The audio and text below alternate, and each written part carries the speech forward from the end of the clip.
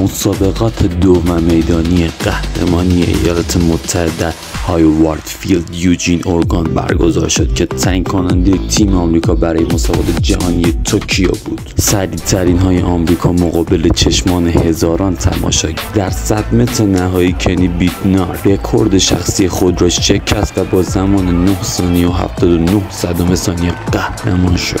لیندزی و تیم مارس مککالوم با زمانهای 9.82 و 9.83 به ترتیب دوم و سوم شدند.